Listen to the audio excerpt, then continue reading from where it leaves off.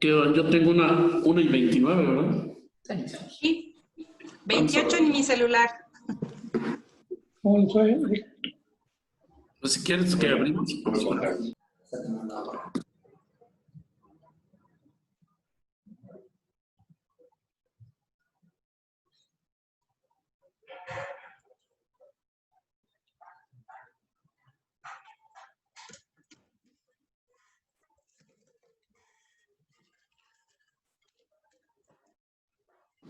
Vamos a abrir. Ok. ¿Estamos bien? Buenas tardes a todos. Vamos a dar unos segundos para poder iniciar.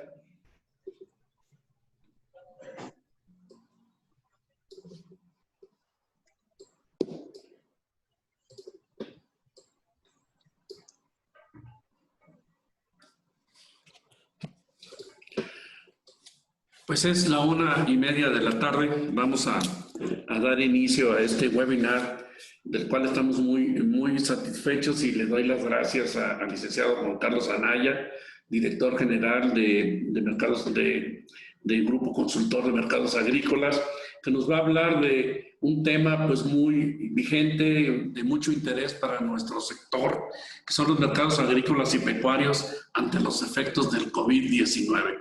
¿Qué está pasando? ¿Qué esperamos? ¿Cuáles son los pronósticos? Yo espero que el licenciado Anaya tenga una buena bola de cristal y que nos ayude a tomar buenas decisiones de negocio. Juan Carlos, te agradezco infinito a ti, a Maite, a tu equipo, que nos estén, a Claudia, que nos estén acompañando. El foro es tuyo, Juan Carlos. Al final, la presentación del licenciado Anaya la tenemos programada que dure aproximadamente 1 hora. Daremos media hora y vamos a terminar 2:30, y de 2:30 a 3 abriremos espacio para preguntas y respuestas. Estaremos terminando a más tardar a las 3 de la tarde. Juan Carlos, el foro es tuyo. Adelante, por favor. Gracias, Genaro, y pues nuevamente estar con CONAFAC me da mucho gusto, y más que son parte del equipo, son nuestros clientes y con los que hemos tenido una gran participación y comunicación, y nos unen muchas cosas de años en el sector agropecuario. Entonces, May, si pasas la siguiente. Bueno, yo me voy a enfocar en la primera parte al tema del maíz, al tema del sorgo, pasta de soya.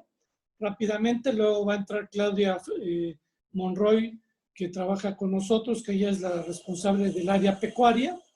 Y luego va a entrar Maite para hablar del programa de Segalmex de precios de garantía.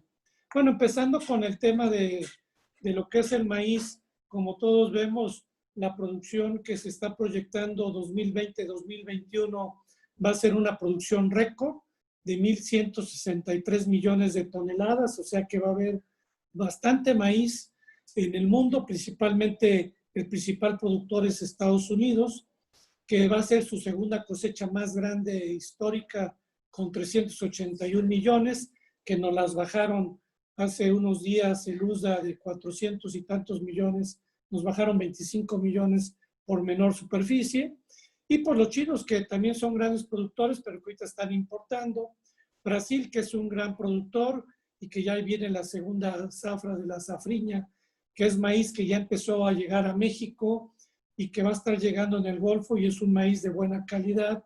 Y luego, pues Argentina, que es el otro gran productor. Y México, que es el sexto productor a nivel mundial, y somos el principal importador, principalmente de maíz amarillo y una parte de maíz blanco. Como vemos en esta lámina, lo que vemos es del año 2011 al 2020-21, es que la producción sigue aumentando, el consumo sigue aumentando, aunque uno de los temas que vamos a estar platicando pues es el tema de la demanda, si cae la demanda de etanol, si cae también la demanda pecuaria por todos los temas del COVID, que ha provocado problemas de que tengan que parar algunas plantas de cerdo, de pollo, de res, principalmente en el mercado de Estados Unidos, o el cierre de plantas que ahorita ha habido en el caso de Argentina y de Brasil, por las peticiones que han tenido los chinos. Y vemos que el tema de los precios que lo que marcamos aquí de $165 es el precio FOB Nuevo Orleans, que es de los precios bajos desde el 2016-17 que tuvimos 164, $165. ¿Por qué? Porque hay montañas de maíz, principalmente producción de Estados Unidos y también de Brasil, Argentina, de Ucrania, que ahora son grandes competidores del mercado americano. Aquí vemos la producción de Estados Unidos, que va a ser una superficie de 34 millones de hectáreas con una producción de 381. En 2016-17 fue de 385 millones de toneladas en 35 millones de hectáreas. Ahora el USA bajó sorprendentemente la superficie y nos bajó un poco la producción, pero aún así vamos a ver una gran producción en el mercado americano. El tema del clima bastante bien, el tema de la polinización, aunque un poco más baja de hace 5 años, va bien por buen camino la polinización y en algunas regiones muy avanzado ya para poder cosechar en los próximos meses.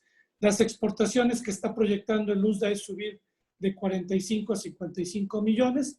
Como vemos, ya Estados Unidos no es el gran exportador, ya tiene grandes competidores que están en Sudamérica y en Ucrania, que eso hace que su maíz lo tenga que volver muy competitivo. ¿Seguimos? En el tema de los futuros, pues vemos que desde julio del año 2019 a estas fechas el futuro ha caído en un 27% y desde que empezó la pandemia del mes de marzo a la fecha ha caído un 12.5% y derivado a lo que estamos comentando, viene una gran producción. Entonces nosotros lo que vemos es que los precios van a estar a niveles bajos. Hemos visto que nos ha movido el mercado chino, que han salido a comprar, pero aún así vemos una gran oferta de maíz a nivel mundial. En el caso de las cosechas nacionales de México, vemos que la producción de este ciclo 2020, que incluye el otoño, invierno y primavera-verano, que se apenas está sembrando, en el otoño-invierno vemos una caída de los rendimientos de Sinaloa, ya que como la cosecha se esperaba de 4,5 y luego de 6, pero como fue tan escalonada la siembra, los rendimientos se cayeron como 2 toneladas por hectárea, y eso va a hacer que Sinaloa traiga 5.4 a 5.6 millones de toneladas, y los que contrataron a través del programa de Segalmex contratos de maíz en Sinaloa, pues están viendo que va a haber incumplimientos entre un 10-15% derivado a una caída de los rendimientos que ha habido de la cosecha de otoño-invierno que ya terminó. Ahorita está empezando la primavera-verano con 170,000. Ahora, ¿qué vemos para el 2020? Para el 2020 vemos una producción menor a 2019. Vamos a tener una producción estimada de 23.6. Vemos un poco más de producción de maíz amarillo de 3.4 a 3.6 millones, derivado a que Chihuahua va a traer una producción récord de maíz amarillo, derivado a que dejaron de sembrar alrededor de 20-30 mil hectáreas de semilla de algodón, derivado de la caída de los precios. Entonces, en el caso de Chihuahua vamos a tener una mayor oferta de maíz amarillo. En el tema del otoño-invierno, como señalaba, vamos a tener una producción un poquito menor, 700,000 menos que el año pasado de la cosecha otoño-invierno, donde Sinaloa participa con el 72%, Sonora con el 5%, con 500,000 toneladas de maíz blanco. Esto ha hecho una sustitución, reconversión de trigo cristalino principalmente a maíz. Es un mercado que está atacando principalmente el mercado regional del norte, la parte norte del noroeste, Baja California y Sonora. Tamaulipas, que bajó su producción por falta de agua, por todos los pleitos que hay de agua con Estados Unidos y con Chihuahua, de una producción de 700, 800,000, vamos a llegar a 400, 450,000, aunque aquí dice 590,000, realmente va a haber una producción de 410,000, que va a hacer que todavía la producción de 8 millones del otoño-invierno sea un poco menor, a casi 7.7, a 7.7, 7.8 millones de toneladas. De la cosecha primavera-verano que se está sembrando ahorita, si pasa la siguiente May, vemos que la producción va a venir un poquito arribita del año pasado porque vemos que las condiciones del agua vienen bien. Ha estado lloviendo ya en la región del Bajío, en Jalisco ha habido torrenciales. Entonces, vemos una cosecha regular, no como el año 2016, pero sí una cosecha de más de 18 millones de toneladas, donde sobresale la producción de Jalisco, que es el 21%, y la otra parte está en Michoacán, Guanajuato, que son volúmenes comerciales que tienden mucho al mercado pecuario de la región del Bajío y de Jalisco. Vemos aquí que el tema del consumo sigue aumentando, la producción baja un poquito. Vemos precios del maíz, principalmente blanco, que es lo que mayor producimos, un precio sobre 4.200, 4.300 en zonas productoras en promedio. Entonces, lo que sí vemos es que la producción va a ser menor al año pasado.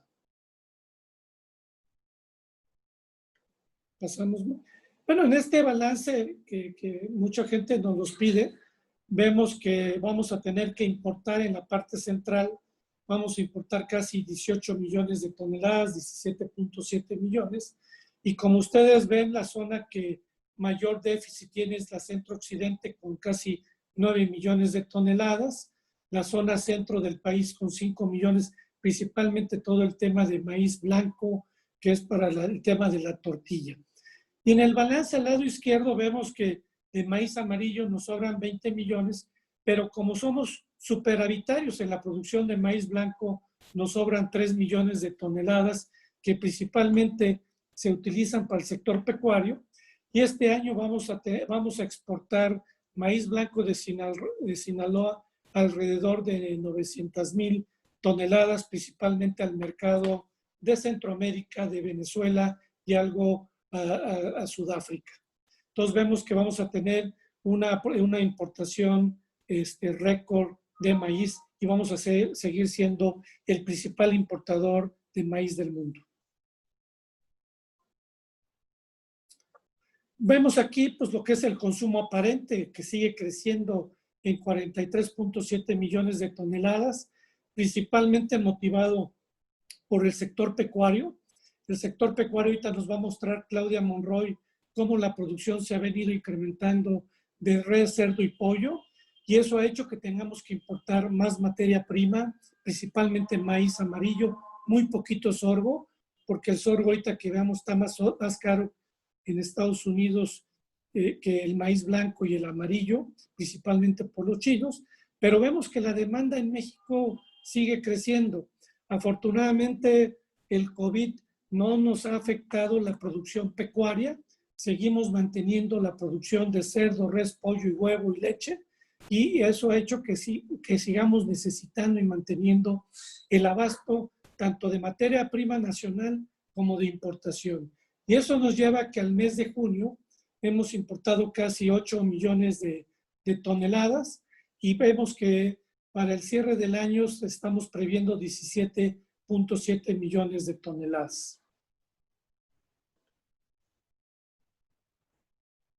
Para concluir en el tema de maíz, pues espera una cosecha récord en el mundo, como lo señalaba, la segunda cosecha récord de Estados Unidos, grandes inventarios a nivel mundial y de Estados Unidos que han hecho que los precios se mantengan a la baja, que aquí lo señalamos, los precios de futuros estables a la baja.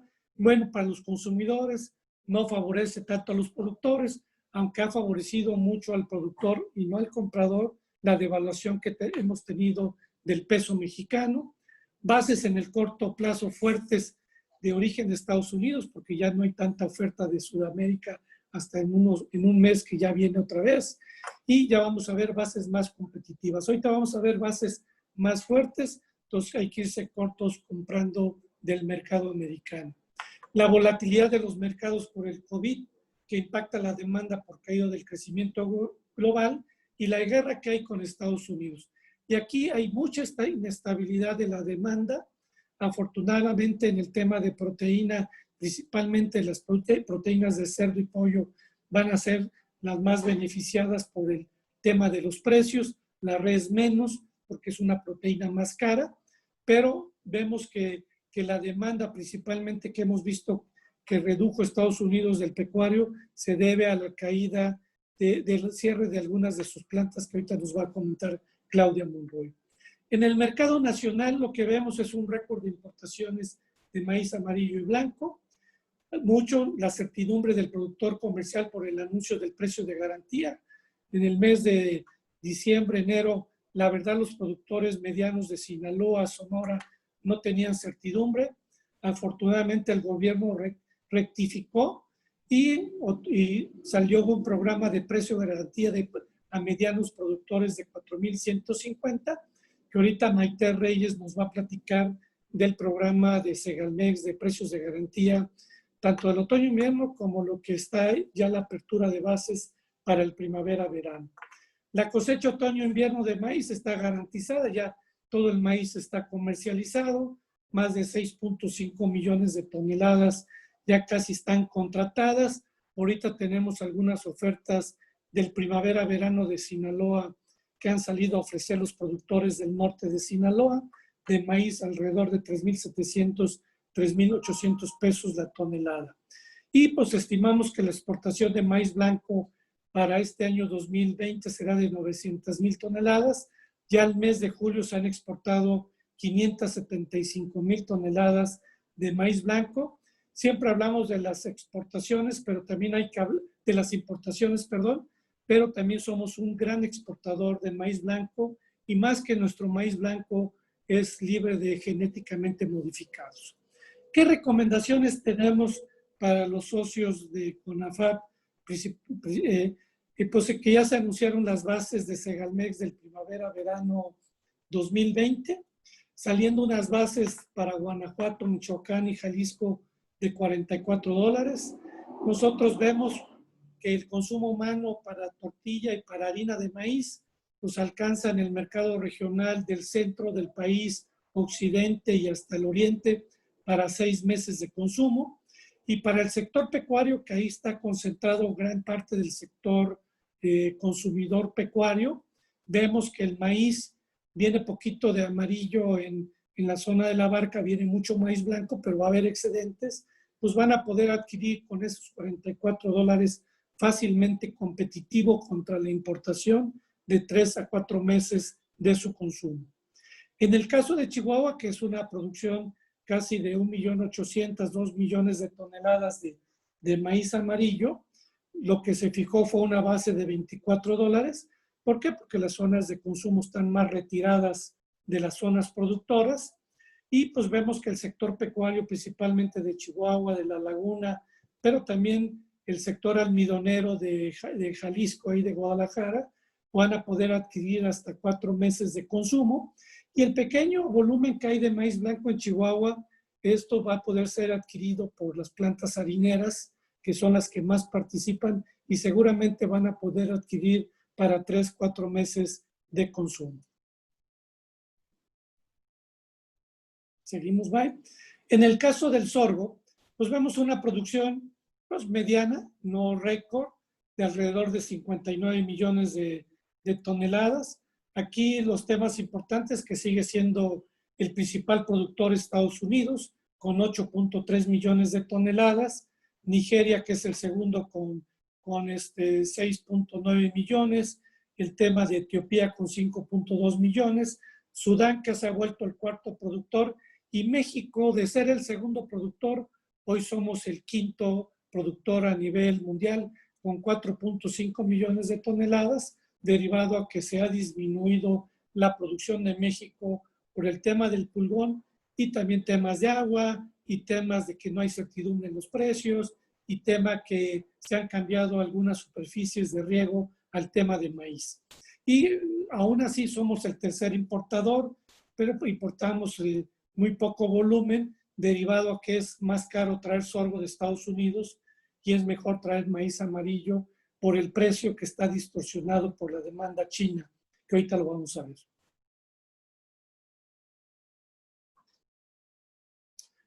Vemos aquí pues, la gráfica de cómo se ha venido bajando la producción, porque pues lo ha venido sustituyendo el maíz amarillo. El maíz amarillo tiene más niveles de productividad y todo, pero vemos que los precios han estado por arriba en Nueva Orleans del maíz amarillo. Vemos a 190, 185, 192 el año pasado, este año a 185, mientras vemos precios de maíz amarillo en Nueva Orleans de $168, y esto es derivado a que el mayor comprador del sorgo de Estados Unidos es China.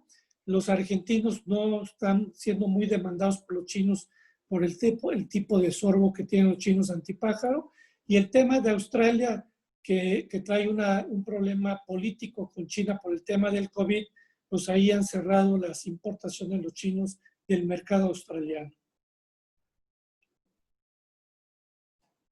¿Seguimos, Mike?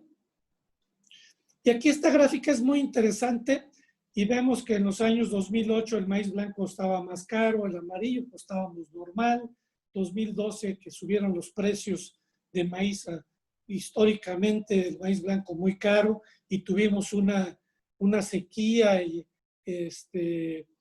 todo el tema que tuvimos en Sinaloa en 2011, 2012 de las heladas y sequía. Pero vean la línea verde del sorgo. Y ahorita traemos sorgos FOB en exportación en el Golfo de México de exportación de Estados Unidos sobre $222, mientras el maíz blanco anda sobre 180, 182 dólares y el maíz amarillo en 168. Entonces, ¿por qué no estamos comprando sorgo? Porque está muy caro. Entonces, ahí los que están comprando son los chinos, que lo usan para una bebida muy tradicional alcohólica, los chinos, y eso ha hecho que la producción de Estados Unidos exportable se está yendo en su mayor parte al mercado chino. Vemos aquí la producción nacional y vemos la producción, perdón, de Estados Unidos, que también, así vamos a ver México, de 15 millones, 12 millones, hoy producen 8.3 millones de toneladas, y aunque han tenido los buenos precios del sorgo para la exportación, vemos que la superficie ha disminuido, derivado de que se han dedicado más al maíz, porque el maíz pues, ha tenido mejores rendimientos, tiene mejor tecnología, rendimientos de 11 toneladas por hectárea. Estados Unidos en el sorgo tiene rendimientos de 3, 4 toneladas por hectárea, entonces es mucho más rentable el maíz amarillo que el sorgo en el mercado americano. Y vean cómo han caído las exportaciones de casi 9 millones a 6 millones de toneladas. Vemos en el tema de la producción nacional, vean, en el año 2011 produjimos récord, casi 9 millones de toneladas, 2012 produjimos ya más de 8 millones de toneladas, y cómo se ha venido cayendo, y principalmente a partir del 2015-16 empezamos a tener problemas en Tamaulipas y el Bajío del pulgón amarillo, y esto ha hecho que la producción se mantenga entre 4,5 y 5 millones de toneladas de sorgo. Y vemos los temas de los precios. Realmente, en el caso de ahorita de Tamaulipas, que la producción fue un poco menor a la estimada, que fue de 1.700.000. Ahorita los precios andan alrededor en libra a bordo bodega de 3.600, 3.750 pesos la tonelada de sorgo. ¿Seguimos? Vemos que la mayor producción del otoño-invierno es Tamaulipas, el 76, con una producción de 1.800, va a venir de 1.700.000 toneladas, ya casi toda la cosecha está contratada. Sinaloa ya empezó la producción ya terminó la producción del otoño-invierno, los precios anduvieron sobre 3.300 al productor, 3.400, 3.500 pesos libra a bordo bodega, y ahorita viene una cosecha que ahorita la vamos a ver un poquito más abundante. En el primer verano, pues ahí está más repartido, pero el gran productor es Guanajuato, aunque vamos a traer y se espera una producción de 900.000 toneladas, aunque esta se puede ver un poquito mermada porque hay gente que se está yendo más a maíz amarillo. Vamos a ver ya pronto el cierre de siembras para ver qué volumen vamos a traer. En Michoacán también 382,000 toneladas. Sinaloa, que ya va a empezar a cosechar 300,000 toneladas, que son las principales zonas productoras de sorgo del otoño, del primavera-verano, perdón. Y aquí vemos que, bueno, muchas regiones, principalmente el occidente, es deficitario, el noroeste, y al final lo que estamos estimando de importación es una importación de 600,000 toneladas, aunque esta se puede reducir si sigue manteniéndose precios tan altos por el sorgo que se está yendo a exportación al mercado chino. En la oferta nacional, pues vemos cómo la oferta nacional ha caído de 9 millones que había de demanda, ahora 5.6 millones. Y vemos las importaciones, cómo han disminuido de 2, y anteriormente importábamos hasta 4 millones de toneladas en los años 90, y ahora vemos cómo se ha caído, derivado a que hemos preferido traer maíz amarillo porque está más competitivo que el sorgo de Estados Unidos. ¿Qué vemos en el sorgo? Pues México pasó del segundo al quinto productor, gran demanda de China, principalmente de Estados Unidos, y esto pues establece precios por arriba del maíz amarillo y blanco. En el mercado nacional la producción disminuye por menor producción en Tamaulipas, en Bajío por pulgón amarillo y más por la siembra de maíz que está sustituyendo al sorgo porque es mucho más rentable y con los precios de garantía tienen más certidumbre. Los productores de Tamaulipas con pérdida de rentabilidad por no contar con un ingreso o precio de garantía, como sí lo tienen maíz blanco y amarillo. Y ahí lo que está provocándose en Tamaulipas, si el gobierno no interviene, es que va a haber productores que van a caer en carteras vencidas en virtud de que el precio no paga sus costos de producción.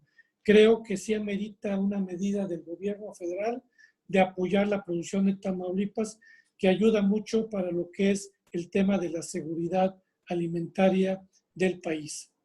¿Qué recomendamos? Pues agilizar el protocolo del sorgo para exportar a China, porque pues nos daría una oportunidad principalmente para productores de Sinaloa y algo de Tamaulipas y algo del Bajío. Si nos pagan bien los chinos, pues exportar y nos traemos maíz amarillo barato. Entonces ahí hay una oportunidad. Sabemos que ya el protocolo salió a China y ya nada más está esperando la respuesta. El sector pecuario, buen acceso al sorgo de Bajío, porque pues está cerca de donde están sus plantas, donde están sus engordas. Entonces vemos con una gran oportunidad. El sorgo siempre se ha vendido muy bien, muy cercano al maíz amarillo, y para el sector avícola el sorgo es muy apetecible. En el caso de la pasta de soya, seguimos ahí. En la pasta de soya vemos una producción récord de 248 millones de toneladas. Principalmente la gran producción es principalmente de China, porque ellos al tener tanta compra de pasta de soya, de frijol soya, son grandes productores de pasta de soya, que eso nos sucede a nosotros en México, al ser el segundo o tercer importador de frijol soya del mundo. Vemos que el segundo productor es Estados Unidos, tercero Brasil, Argentina es el cuarto productor de pasta de soya, y el gran importador es Vietnam, algo sorprendente, Indonesia, y México somos el sexto importador de pasta de soya, porque somos el segundo o tercer importador de frijol soya, pero somos el cuarto o sexto productor de soya que producimos en nuestras propias plantas. Eso demuestra que no al importar materias primas es malo si le damos valor agregado, y eso ha permitido a la industria aceitera que el subproducto de pasta de soya sea muy demandado en el mercado mexicano. Seguimos, bye. Vemos el comportamiento de los futuros en toneladas, y lo que yo les puedo señalar es de que estamos viendo mucha producción de frijol soya. Afortunadamente en los últimos años Brasil ha aumentado su producción y ahora ya produce más que Estados Unidos y también Argentina, y eso ha permitido que podamos tener precios más competitivos porque el mercado de Estados Unidos ya tiene competidores. Actualmente ya estamos importando frijol, soya y pasta de soya, principalmente de Brasil, y eso permite tener accesos a materias primas más competitivas. Y el otro, desde mi punto de vista y de consultor de varias empresas, es que aquello que esté abajo de $300 tonelada corta, los precios de futuros de pasta de soya, ahorita cerró como a 2.84, 2.85, considero que está a buenos niveles de precios. Lamentablemente las bases se han fortalecido bastante. Entonces yo me iría ahorita hasta que veamos más oferta del mercado, tocinos cortos, porque las bases sí las veo bastante altas. ¿Seguimos, Mike?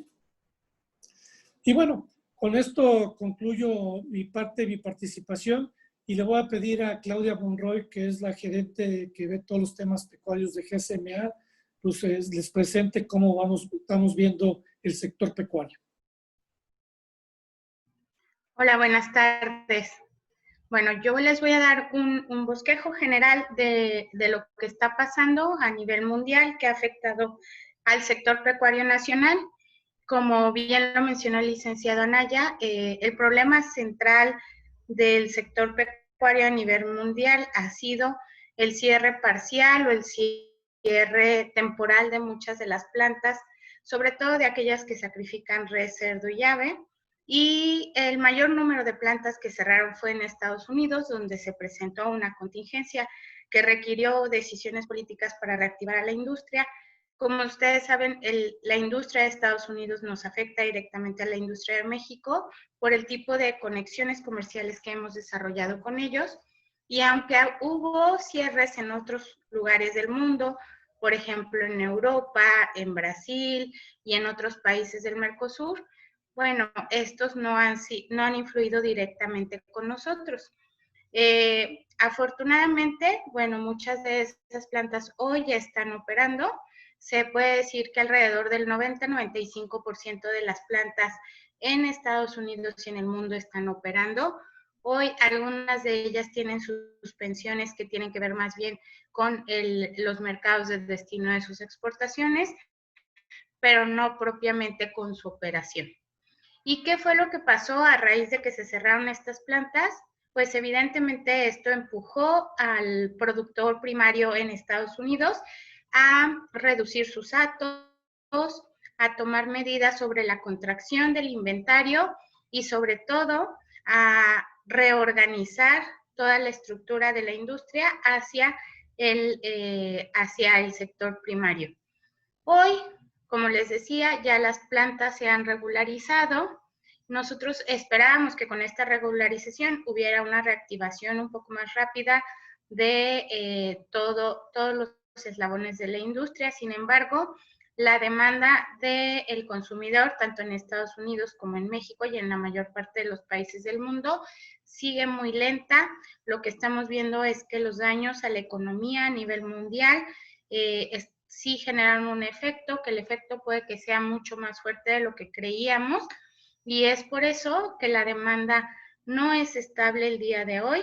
Vemos que esta sería la temporada más fuerte para la demanda, sobre todo de res y cerdo en el mercado estadounidense, y sin embargo, no solo la no apertura de todas las ciudades y sobre todo de los centros de distribución de productos cárnicos como son restaurantes y hoteles, permanecen cerrados, sino que no existe una fecha de habilitación. También encontramos que hay muchas encuestas que han realizado otras casas consultoras y que realmente la gente aún tiene miedo de regresar a los lugares públicos a consumir. Entonces, esto obviamente nos afecta a la industria procesadora, pero sobre todo afecta al productor primario. La región que ha sido la más resiliente en cuanto al COVID es Asia. Las medidas que ellos han tomado aparentemente les han permitido tener aperturas controladas, aunque muchos de esos países han estado entrando y saliendo de lo que se conoce como la nueva normalidad, Sin embargo, su demanda de productos cárnicos no se ha visto afectada desde marzo a la fecha. Se estima que sea la región que crezca más en este 2020 y afortunadamente para el sector pecuario mexicano existen un buen grupo de plantas que están abasteciendo tanto a Japón como a Corea y a China. Por lo tanto, es una muy buena noticia, es una gran salida. Desafortunadamente no el 100% de las plantas en México está autorizado para exportar a esos países y eso representa un reto para gran parte de la industria nacional. Todo esto obviamente ha generado pues una volatilidad bastante drástica al principio de los meses de la pandemia, sobre todo en los meses de marzo y abril, que comenzó aquí en América. Y afortunadamente algunos de estos precios ya se han ido normalizando. La no tan buena noticia es que se están normalizando de acuerdo a las leyes de mercado, es decir, a la oferta y la demanda. Por lo tanto, al tener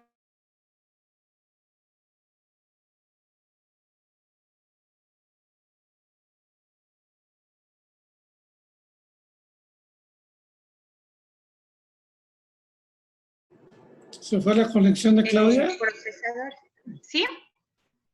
Nuestros procesadores han estado todo el tiempo pendientes de mantener buenos protocolos de bioseguridad, de mantener un estricto control, sobre todo para proteger a sus trabajadores, y esto ha permitido que tengamos un control más efectivo.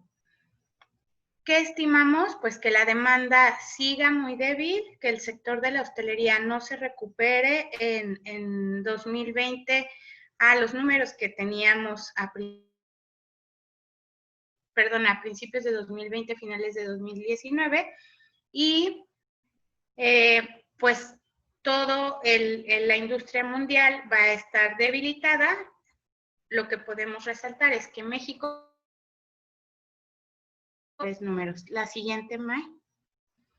En el caso de res, que es la siguiente lámina que vamos a ver, lo que podemos observar es que a pesar de que es la proteína más costosa, la primera que se ve afectada cuando existe una débil demanda y cuando esta débil demanda proviene de un efecto económico, es decir, de una crisis económica, de una reducción en el ingreso de las familias, es una industria que ha crecido.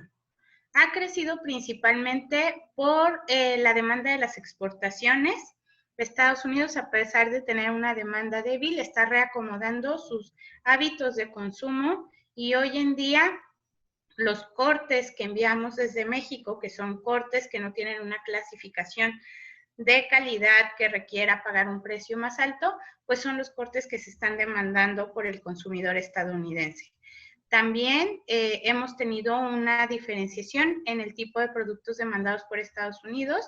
Durante los meses de marzo, abril y mayo hubo una alta demanda de pulpas, lo que los está haciendo competir ahorita en el verano con el mercado nacional.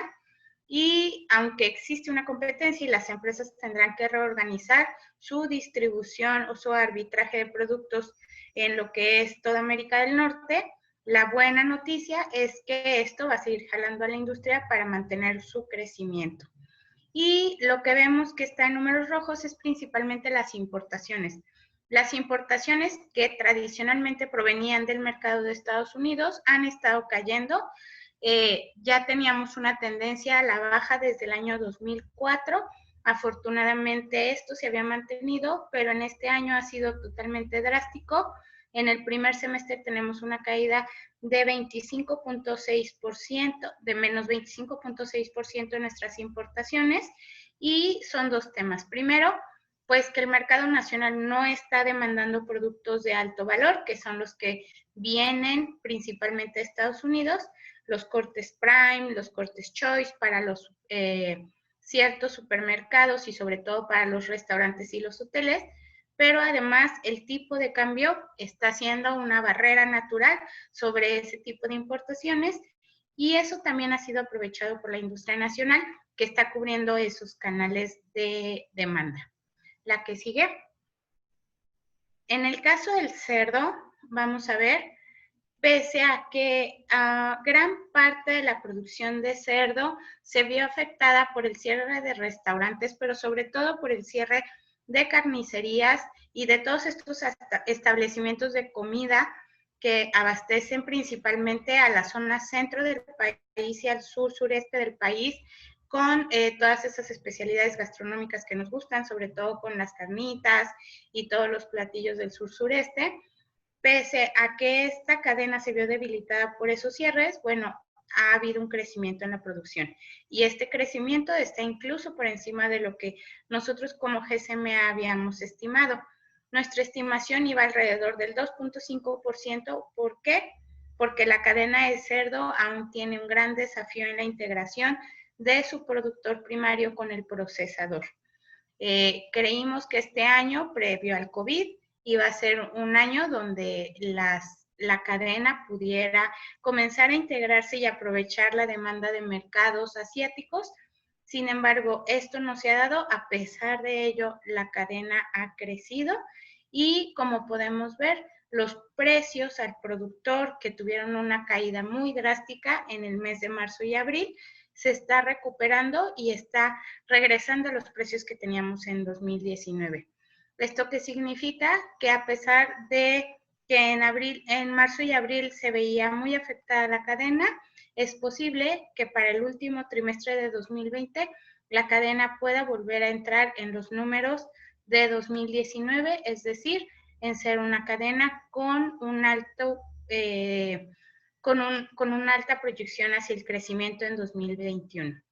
Esta cadena en la parte industrial se ha visto beneficiada principalmente por la demanda de China. Existen alrededor de 4 o 5 establecimientos mexicanos que están proveyendo constantemente al mercado chino, y esto obviamente nos ha permitido tener un mejor equilibrio a nivel nacional. La que sigue. En el caso del pollo, bueno, el pollo es una de las proteínas que podría enfrentar mejor una crisis, no solamente porque es la proteína que el consumidor va a demandar en un momento de crisis económica, también porque es una proteína en la que el productor tiene la opción de tomar decisiones en el corto plazo y de recuperar su flujo de inversión también en un corto plazo. Al principio de la pandemia tuvimos mucha incertidumbre. Esto empujó a gran parte de la industria pecuaria, pero sobre todo a la industria avícola, a tomar decisiones en la reducción de sus inventarios, pero más que reducciones en la reducción de sus inventarios, a una especie de contracción temporal. Como ustedes saben mejor que yo, los ciclos de las aves son muy cortos, de 5 semanas, entonces durante el mes de abril y principios de mayo, vimos que muchas empresas de aves, sobre todo las empresas medianamente integradas, contrajeron su crecimiento de inventarios y su crecimiento de huevo fértil para poder frenar sobre todo la caída de los precios, pero específicamente para no tener que enfrentar una crisis de la demanda del producto y una crisis de la incertidumbre, porque nadie sabíamos qué iba a pasar con el COVID, ni los periodos en que se regularizaría la normalidad, ni el tipo de demanda que tendría ahora el consumidor, que ha permanecido en cuarentena desde el mes de marzo. Afortunadamente, como podemos ver, los precios, si bien estuvieron a la baja y aún no se recuperan totalmente, han ido están creciendo de mejor manera. Ahorita en una lámina de precios vamos a ver que a lo largo de la cadena la recuperación se ve que va a llegar para los meses de septiembre, octubre de 2020. Y la mejor noticia es que a pesar de todas las decisiones que tuvo que tomar la industria, la producción creció 4%. Nosotros estimábamos que la producción se mantuviera y tuviera un crecimiento parcial este año. No nos gusta siempre tener la razón, nos gusta mejor que la industria crezca, entonces estamos contentos de que estos 6 meses, a pesar de todo lo que ha pasado, veamos números positivos en toda la cadena de ave. La que sigue. Y bueno, aquí está como el mejor ejemplo de lo que ha vivido el productor primario, que es con el que ustedes tienen una mayor relación, porque son los que demandan el alimento para su ganado. Lo que vimos fue que en el caso del bovino hubo una caída en los precios, tanto del precio de ganado engorda número 2 como del precio en canal, de 13% en ambos casos, en lo que es de mayo de 2019 a mayo de 2020. Y significa que los primeros meses esta caída fue impulsada por la incertidumbre de los mercados, por la volatilidad de los precios a nivel internacional, sobre todo de Estados Unidos. Como ustedes recordarán, todos los precios de futuros venían en picada. Afortunadamente, junio le está dando un poco de luz a la industria cárnica a nivel mundial, pero en especial a la industria nacional, que hoy tiene dos salidas muy fuertes, Asia y Estados Unidos.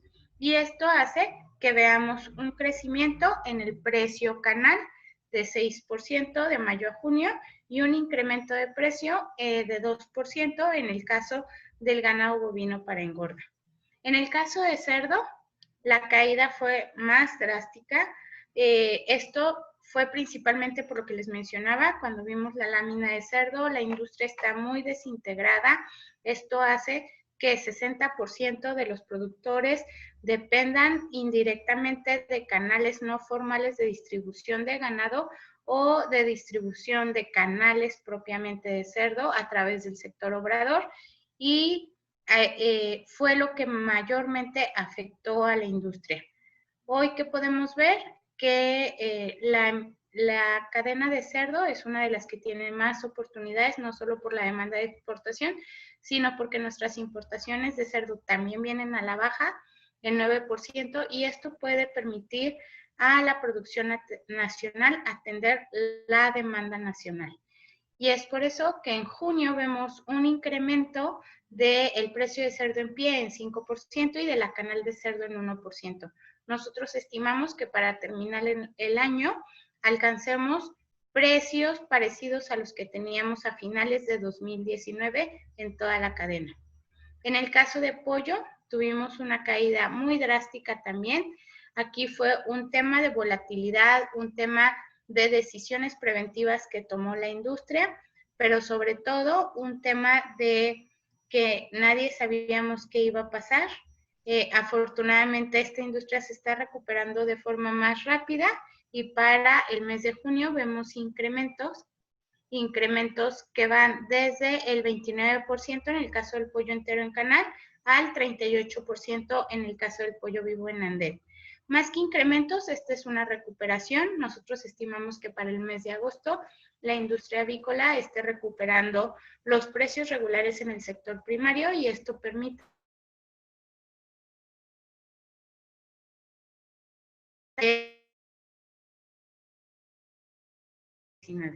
la que sigue.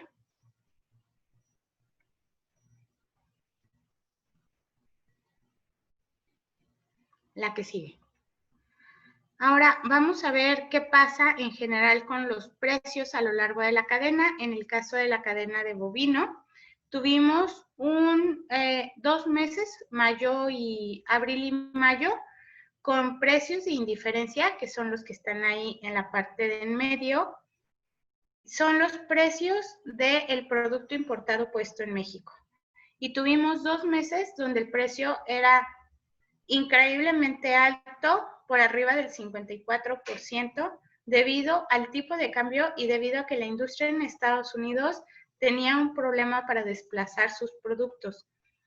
Hoy en día, los precios de indiferencia, que es algo que tenemos que cuidar como industria, porque es lo que les comentaba al principio, una barrera natural que tenemos hoy en día para evitar que lleguen muchos productos de fuera y poder darle salida a nuestros productos nacionales. Estos precios están regulando los incrementos que tenemos a nivel nacional, en la variación anual ya no son tan altos, específicamente en el caso de los filetes y los lomos, que es un producto que hoy no se está demandando a nivel mundial en términos generales porque son muy costosos, son los que mantienen un incremento de arriba del 33%, pero en el caso de productos más demandados, como son los diezmillos, como son las pulpas en términos generales y los productos de carne molida, vemos que ya la diferencia contra 2019 no es tan grande y que en los meses de julio se han ido acomodando los precios respecto de junio. En el caso del precio de empacadora, vemos que los precios han tenido un incremento respecto del año 2019, sin embargo, de junio a julio ha estado bajando el precio, esto en beneficio del consumidor y para mantener la demanda y el acceso de estos productos. Y si nos damos cuenta en el caso de los precios al consumidor, la carne molida tiene una variación mensual, pero en términos anuales la variación está dentro del 6%, que es más o menos lo que crece regularmente un producto año con año por el tema de la inflación. Y en el caso de los filetes y los diezmillos está por debajo del 5%, que es como la media regular de lo que afecta la inflación en un producto cárnico. Y esto nos dice que los precios para el consumidor en México se han mantenido estables. Esto obviamente nos interesa porque si los precios son atractivos para el consumidor, la demanda no se va a ver tan afectada y obviamente el sector primario va a tender a vivir en cierta estabilidad y a mantener la tendencia que traíamos dentro de la industria bovina. La que sigue. En el caso del cerdo, ahora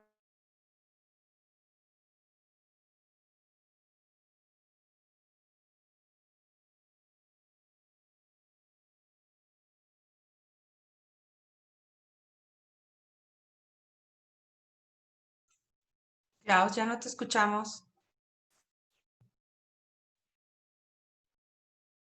Klaus.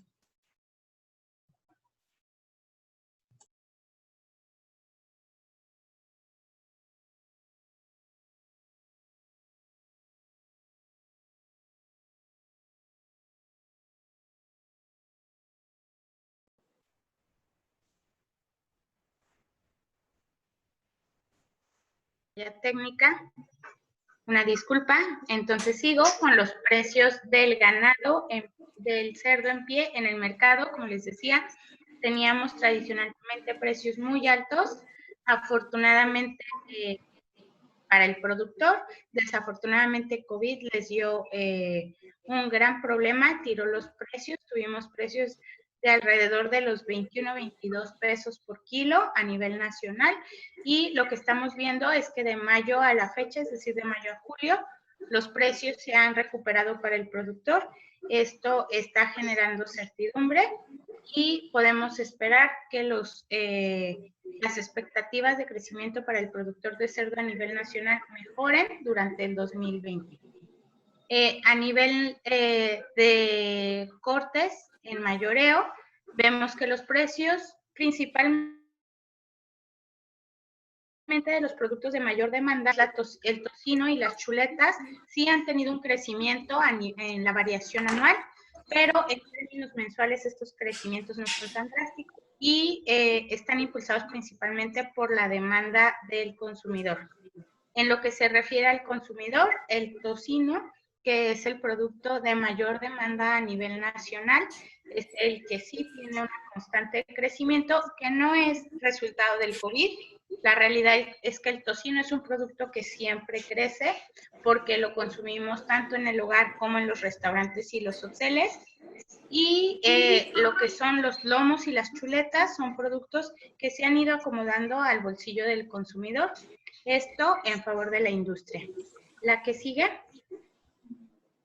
En el caso de los precios del pollo, vemos que, y aquí les puse precios de pollo, carne y precios de huevo, porque en este periodo de COVID han estado muy vinculados. Las empresas, sobre todo las que están integradas, han transitado de uno a otro de las producciones para mantener un equilibrio y una estabilidad financiera. Vemos que el precio del pollo vivo se está recuperando y está llegando a los niveles que traíamos en 2019. En esta gráfica no lo tenemos, pero lo pueden ver en la variación mensual. traíamos una caída muy fuerte de precios pagados al productor en el caso de los pollos. En el caso del huevo, teníamos, por el contrario, una tendencia hacia el crecimiento por la alta demanda que hubo del consumidor. Fue uno de los productos más beneficiados por la cuarentena en cuanto a que el consumidor se llenó de cajas de huevo en la casa. Y esto obviamente ha beneficiado a toda la industria avícola. Entonces, mientras perdían algo de capital en la parte de producción de carne, la recuperaban en la parte de producción de huevo. Y como les decía, es una de las industrias que ha resultado más estables. Como vimos al principio, es la que creció 4% a pesar de todo lo que la incertidumbre y todos los cuestionamientos que teníamos todos en la industria pecuaria al principio de la pandemia. Creo que es la más resiliente y la que podría tener mejores números al final del año. ¿La que sigue? Y en general vemos que gran parte de los beneficios que ha tenido, en la siguiente, gran parte de los beneficios que ha tenido nuestro sector pecuario en México tienen que ver con el comercio exterior. En el caso del bovino, vemos que las exportaciones se han incrementado sustancialmente. A junio tenemos crecimientos por arriba del 21% en lo que se refiere a cifras acumuladas de enero a junio en los últimos 8 años. Esto obviamente ha permitido que la industria mantenga el crecimiento que tenía, que las inversiones que han hecho, tanto los creadores de ganado como los engordadores y los procesadores, no hayan sufrido a raíz de la pandemia. Y si bien, como ven ahí, los números no son tan bonitos como los que veíamos en 2015, a pesar de tener un tipo de cambio a favor, bueno, el volumen y la demanda que están teniendo los principales importadores de productos mexicanos es algo positivo y es algo que nos mantiene dentro del top 10 a nivel mundial. Si ustedes revisan alguno de los informes que ha sacado recientemente el USA y que ha sacado la Unión Europea y los países asiáticos, México aparece como uno de los proveedores más confiables de proteína cárnica a nivel mundial y con las mejores tendencias de crecimiento para los próximos años. La que sigue. En el caso de las importaciones de bovino, que vamos a ver ahora, lo que vemos es una caída. En este semestre vemos que la caída ha sido drástica y sabemos que es por el tema del tipo de cambio, pero sobre todo por el tipo de productos que estábamos trayendo de Estados Unidos y de Canadá, que son cortes de alto valor para como les decía, el sector restaurantero y las tiendas especializadas en cárnicos para el asado y para este tipo de segmentos. Entonces, eso lo que nos dice es que no hay una demanda hoy de productos de alto valor en México, que el consumidor obviamente está readaptando sus preferencias de carne de acuerdo con su ingreso y que esta es una tendencia que por ser nuestra economía una de las más afectadas va a permanecer en los próximos 3, 4 años, por lo cual la industria nacional tiene un amplio margen para cubrir a esta carne importada. La que sigue. En el caso de cerdo, vemos ahí en la gráfica 1 un crecimiento drástico. Nuestro principal destino de exportaciones sigue siendo el mercado asiático, liderado por China y por Japón. China, si se dan cuenta, normalmente era un mercado donde no pintábamos tanto. No hemos tenido un incremento en el número de plantas autorizadas para China, sin embargo, las plantas con las que cuentan con autorización hoy en día están llegando con más producto allá. Esto le da oportunidad al resto de las plantas en México de proveer al mercado nacional y creemos que eventualmente durante el año va a seguir jalando a la industria para mantener el crecimiento que veíamos al principio. La que sigue. Y aquí lo interesante es que si bien la industria ha manifestado una incomodidad respecto de las importaciones que mantenemos de productos cárnicos y de subproductos de cerdo como país, que no hemos logrado que sean menores al 35% a nivel nacional.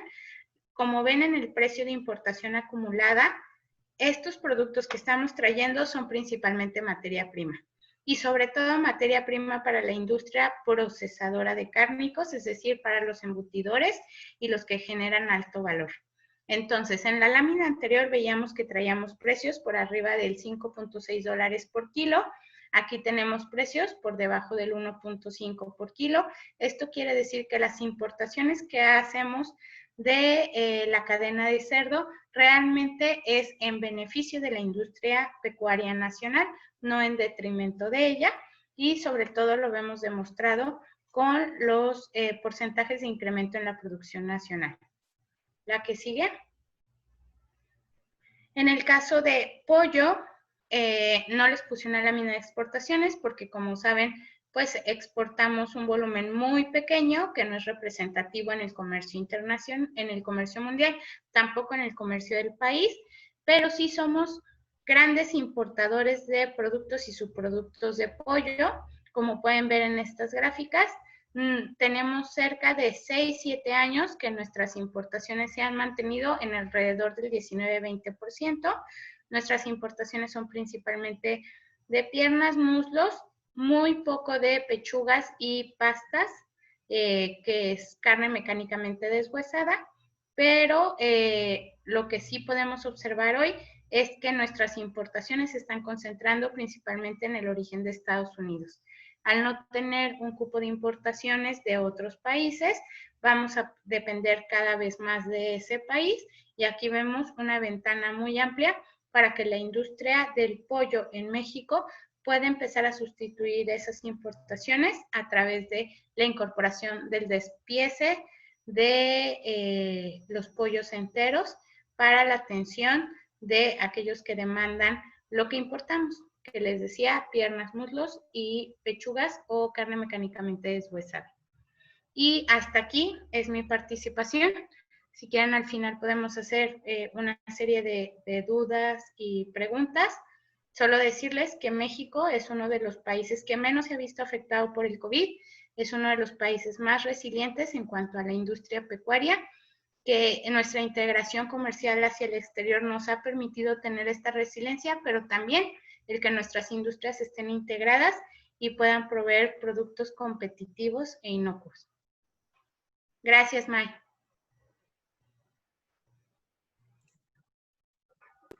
Adelante, May. Ok.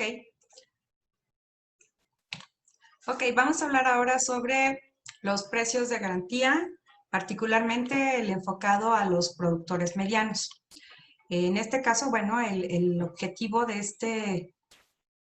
este programa es que los productores, que son los que dijéramos dan de comer al país, incentivarlos y que cumplan con un precio que sería en este caso de 4,150 y que cumplan con los requisitos de que son hasta 50 hectáreas o 600 toneladas.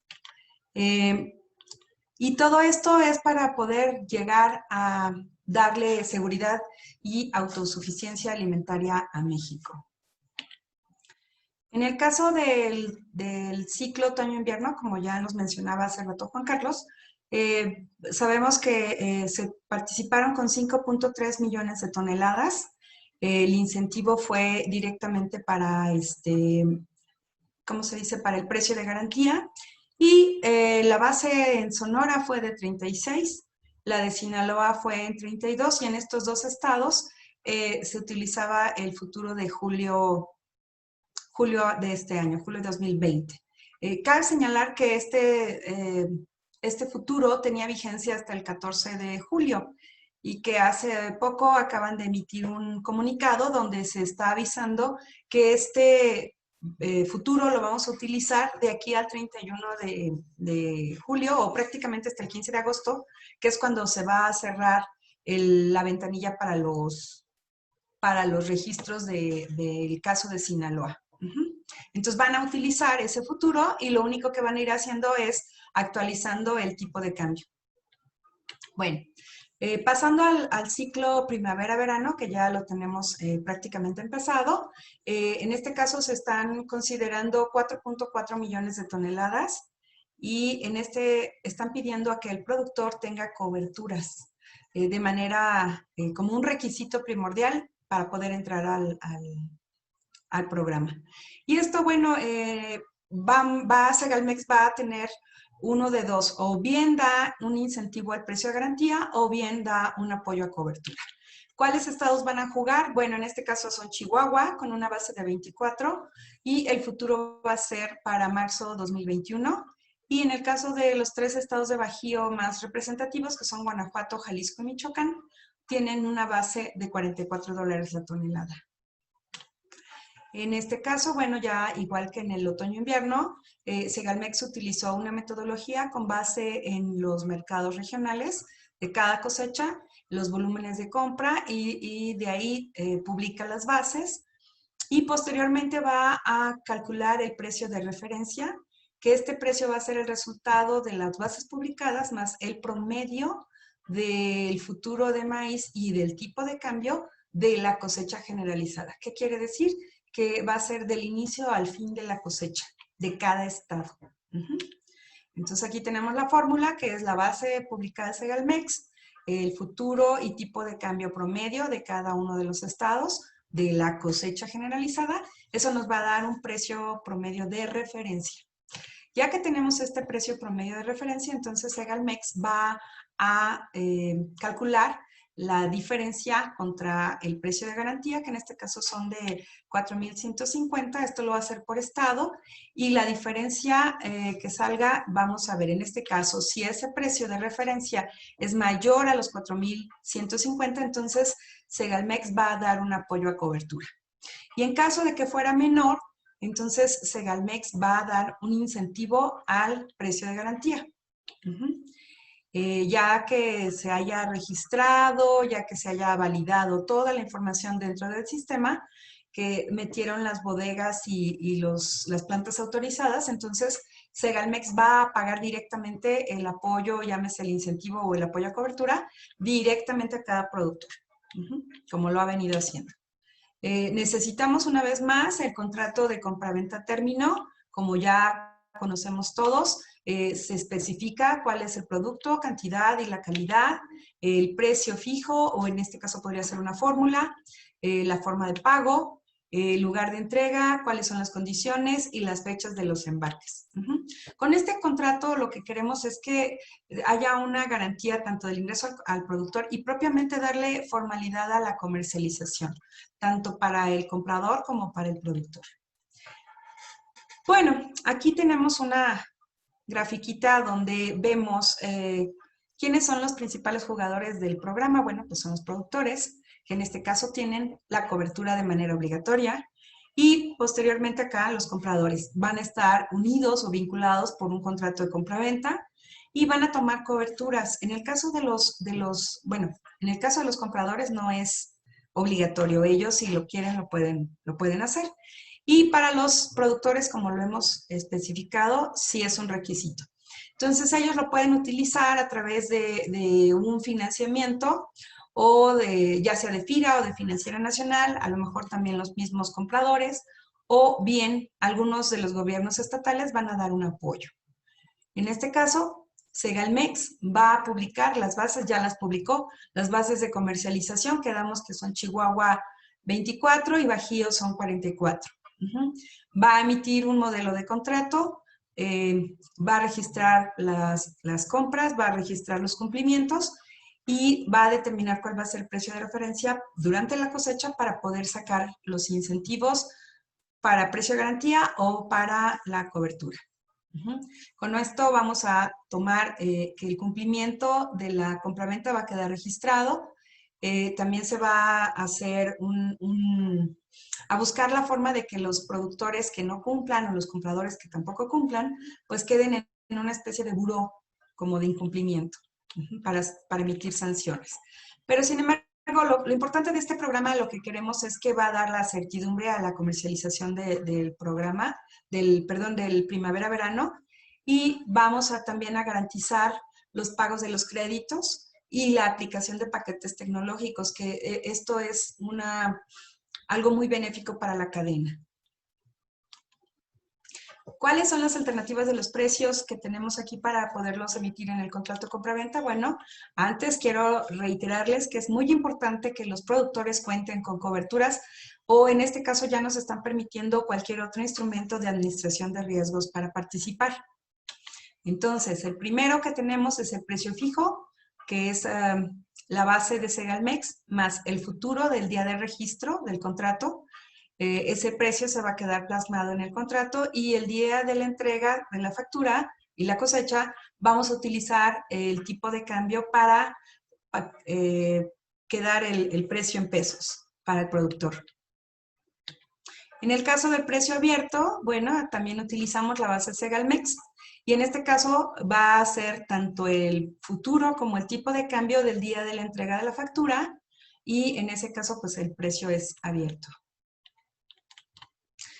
¿Qué pasa? ¿Cómo vamos a activar los precios, o en este caso el precio de referencia por estado? Si ese precio quedara más arriba de 4,150, entonces Segalmex va a dar un apoyo a coberturas. Cabe mencionar que las coberturas tienen que estar at the money o al dinero para que sean aceptadas. Incluso los OTCs también deberían de estar al dinero. En el caso de que el precio de referencia quedara por debajo de 4,150, entonces lo que va a hacer Segalmex es otorgar un incentivo para el precio de garantía. Y bueno, eso sería básicamente todo. Aquí les estoy dejando cuáles son los requisitos tanto para las personas físicas como para las personas morales, y obviamente para los compradores, que serían los consumidores directos, las bodegas o incluso a los comercializadores. Si tienen alguna pregunta, es bienvenida. Pues con eso terminamos la presentación, Genaro, y estamos a sus órdenes para preguntas. La cámara. Muy bien, vamos a abrir a través del chat las preguntas y respuestas. Yo quisiera preguntar a May, en el caso del programa de trigo, que se hizo pues a través de los molinos, la entrega, el pago, ¿ha sido oportuno? ¿Qué me puedes decir ya de la práctica, o bien en el OI? ¿Cómo están los pagos de parte de Segalmex directo al productor? ¿Estaban fluyendo adecuadamente? No. Primero, respecto a los molineros de trigo, es importante señalar que ellos ya llevan un año operando. Entonces, en ese caso, sí ha sido como más fluido el pago a los productores, porque bueno, ya tienen un año atrás de experiencia tanto los molinos como las bodegas. Respecto a los de maíz en Sinaloa, pues ahí sí tenemos bastantes atorones, podría decir, porque es la primera vez que ellos hacen este programa, y las bodegas y los compradores realmente han tenido que implementar como una especie de oficinita extra para poder hacer el trámite, que es registrar primero a los productores, después registrar los contratos y luego registrar facturas otra vez de los productores. Entonces, hasta que no esté terminado todo el expediente respecto a un contrato, Segalmex no va a emitir un pago. Entonces, realmente ahí está, pues, no lo quiero decir, pero es como un bloqueo, pues, todavía están atorados. Bien. Juan Carlos, ¿hay alguna posibilidad de que se dé precio de garantía al sorgo que no se ha incluido en el programa? ¿Qué has escuchado? ¿Qué saben?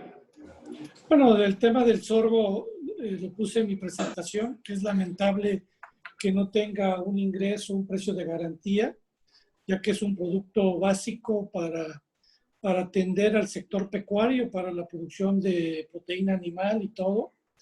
Y principalmente Tamaulipas, que está alejada de las zonas de consumo, que es mucha zona de temporal, son productores de 3 toneladas por hectárea, y creo que el gobierno está quedándole a deber a los productores de Tamaulipas.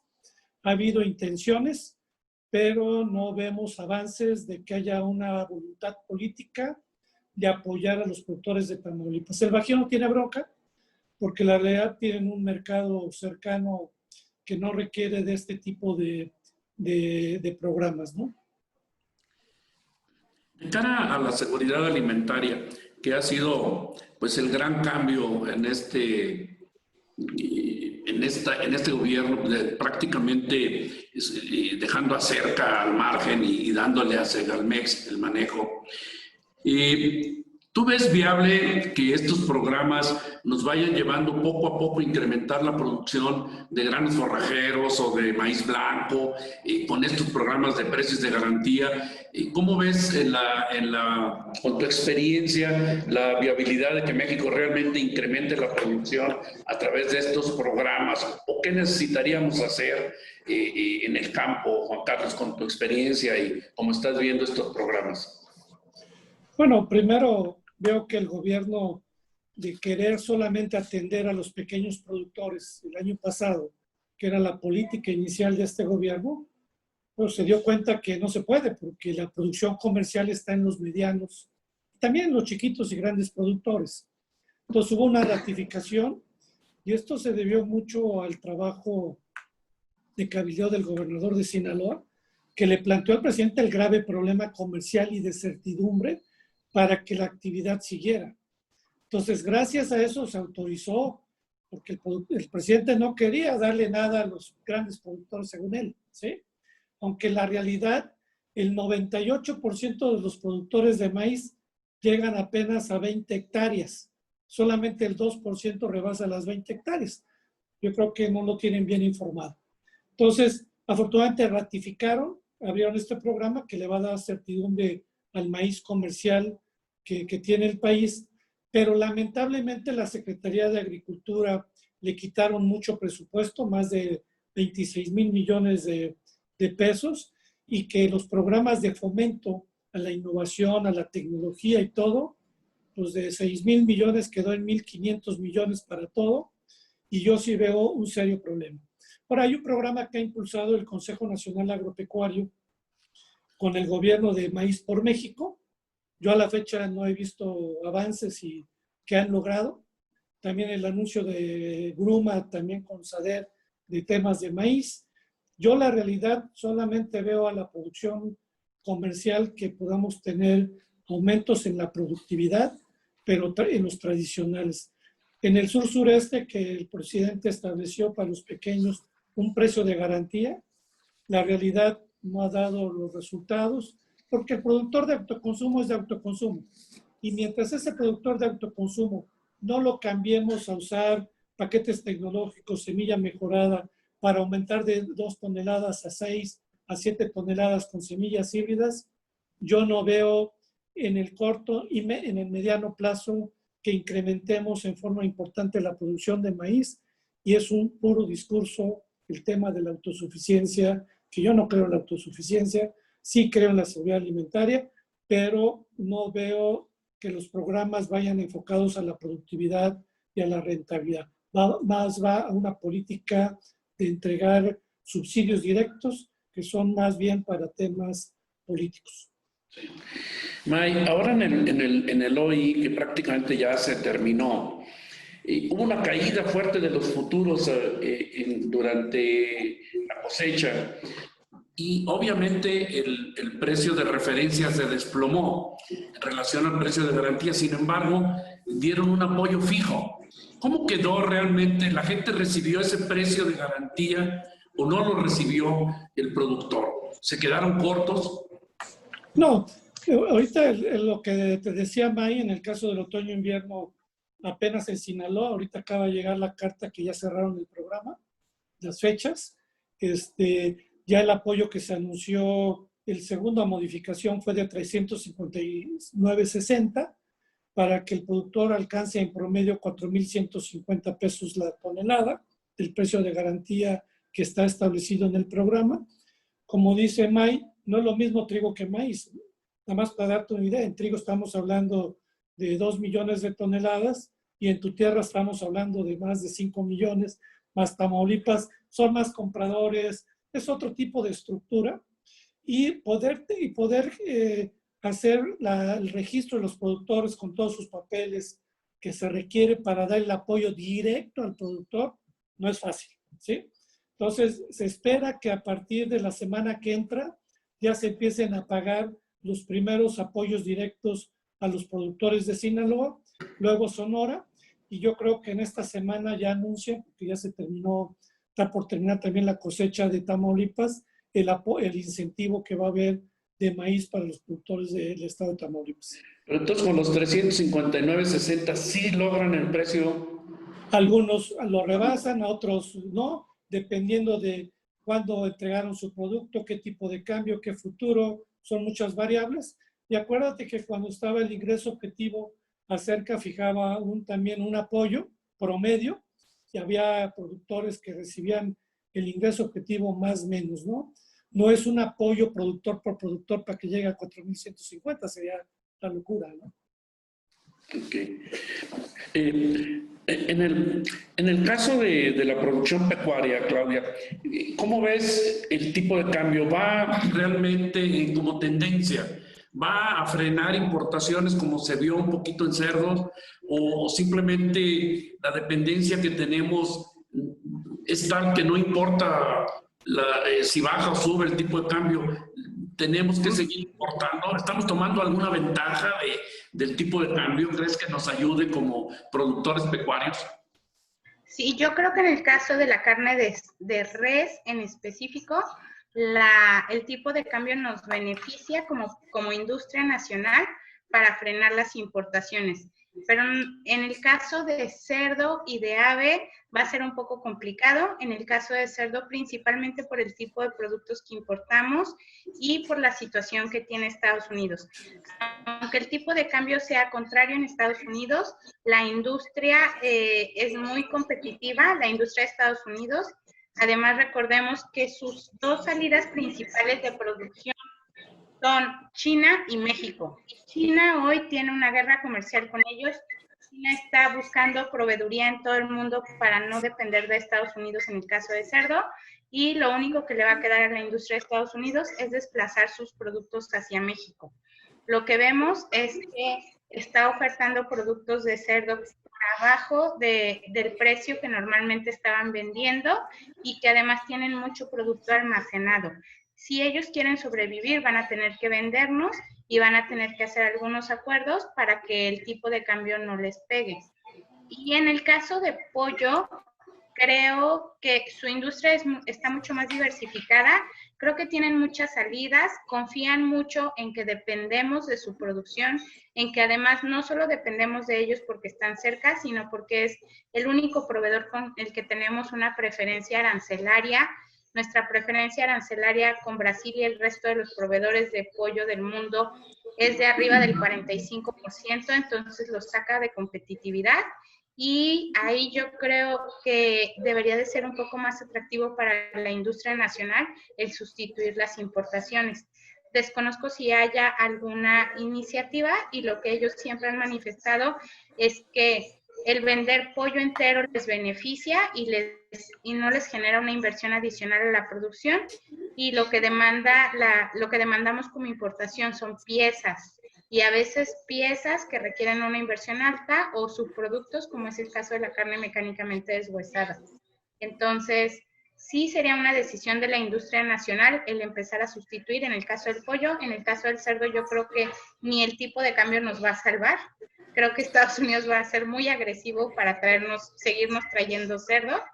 Y, sin embargo, no creo que sea imposible que los porcicultores del país en algún momento puedan disminuir las importaciones que tenemos.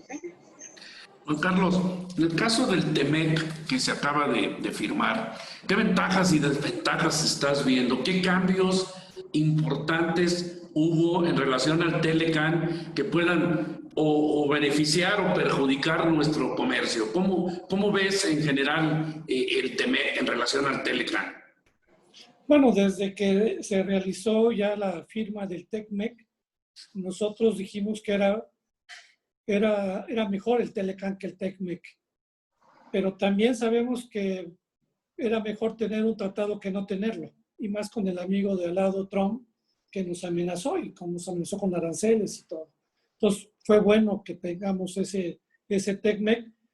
Y al sector agropecuario, la verdad, salvo 3 aspectos que siempre definimos las letras chiquitas, que al inicio nadie no lo estaba viendo, y ahora es mucha preocupación y se ven trabajos que ha hecho muy buenos el CNA por los temas laborales, por el tema del trabajo infantil y forzoso, ¿sí?